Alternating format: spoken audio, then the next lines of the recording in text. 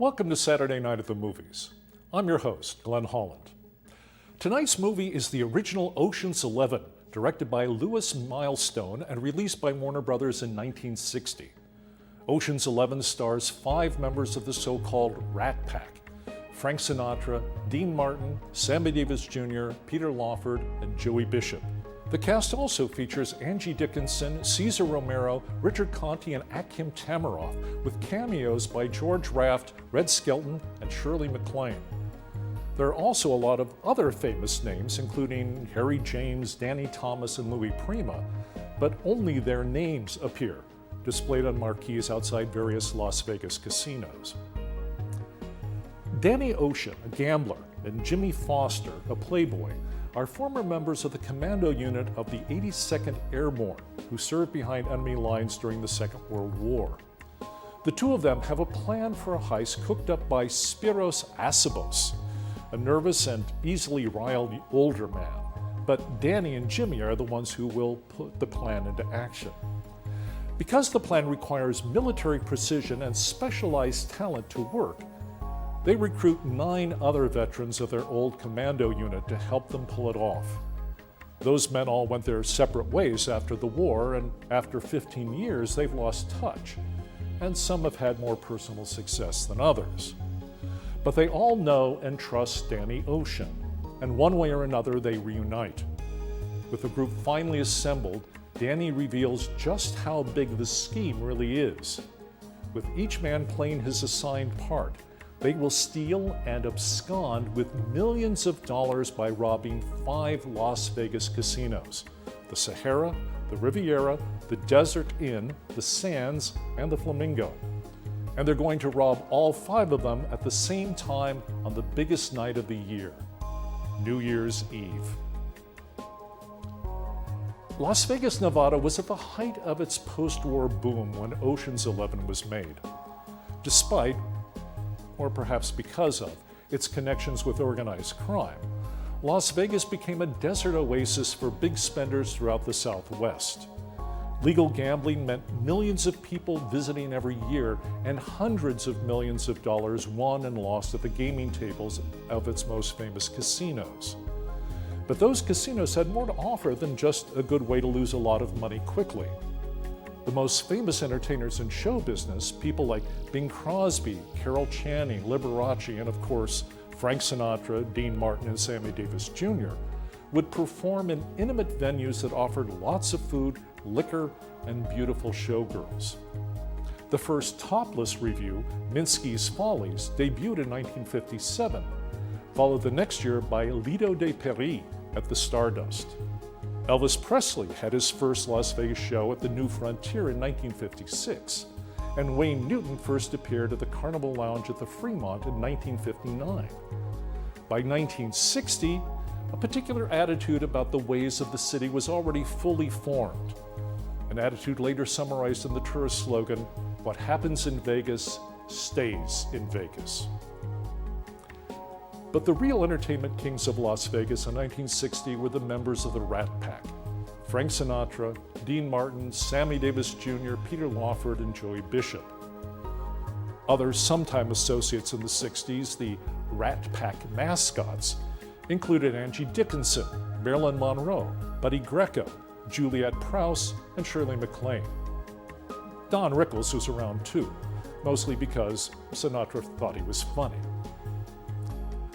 The Rat Pack defined a very specific idea of cool in the late 50s and early 60s, a kind of cool that was also promoted by Hugh Hefner in Playboy magazine beginning in 1953. It involved wearing the right clothes, listening to the right music, driving the right sports car, and enjoying a form of male-centered sexual freedom that treated women as more or less interchangeable potential sex partners, always threatening to deprive a man of his freedom. That kind of cool is on full display in Ocean's 11, and like the Las Vegas where it takes place, is part of a post-war America that, for better or worse, is long gone. Since Ocean's 11 was made in 1960, it was inevitable that the heist at the center of the film would fail, and no one would end up with any of the stolen money. The Hollywood Production Code, which was followed by all major motion picture studios between 1934 and 1968, stipulated that no one in a film could profit from a crime. All the heist films made in Hollywood during those 34 years ended, at the very least, with the heist somehow going wrong. Although we might find the standards of the Hollywood Production Code rather old-fashioned, several critics who reviewed Ocean's 11 objected to the film's apparent lack of moral content. Bosley Crowther of the New York Times complained, "There is no built-in implication that the boys have done something wrong. There is just an ironic, unexpected, and decidedly ghoulish twist whereby they are deprived of their pickings and what seems their just deserts. This is the flaw in the picture." Leo Sullivan in the Washington Post said, "Ocean's 11 was nothing more than a whopping sick joke in Technicolor. It's a completely amoral tale told for laughs." Frank Sinatra Jr. revealed in a DVD commentary for Ocean's 11 that at first the story ended with Danny Ocean and his friends flying the money out of Las Vegas on a charter plane.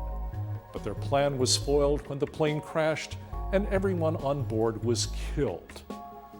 Needless to say, this ending was considered too downbeat and downright depressing for such a lighthearted film. Director Louis Milestone came up with the alternative idea of the gang hiding the stolen money in Tony Bergdorf's coffin and the money going up in flames when Tony's body is cremated. That decidedly ghoulish twist, macabre as it is still certainly better than all of the major characters dying in a plane crash. The success of the film was due in no small part to the members of the Rat Pack essentially playing themselves. Much of the dialogue among them was improvised.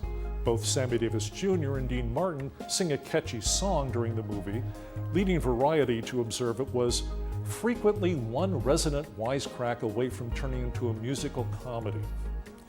In fact, several of the stars were performing in Las Vegas every night at the same time the movie was being made. Shirley MacLaine, who has a cameo as the tipsy woman who accosts Dean Martin at a vital point in the plot, was taking a break from her starring role in Billy Wilder's The Apartment at the time.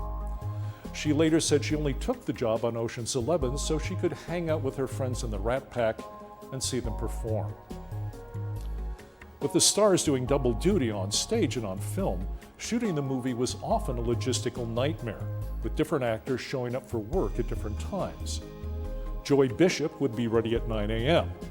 Peter Lawford would only work in the morning. Dean Martin and Sammy Davis Jr. would arrive in the afternoon, and Frank Sinatra would be last, showing up at 5 p.m. To make sure no time was lost once the actors were available, the crew had to make sure every aspect of a shot was fully prepared in advance. In the end, the entire group of men who made up Ocean's 11 only appeared together in 2 scenes, one at Spiros Acebo's house and the other at a bowling alley. They also appear together at the very end of the film, but by that time their numbers have been diminished to Ocean's 10. Although Ocean's 11 is a Rat Pack movie, that doesn't mean that group was as tightly knit as later legend would have it.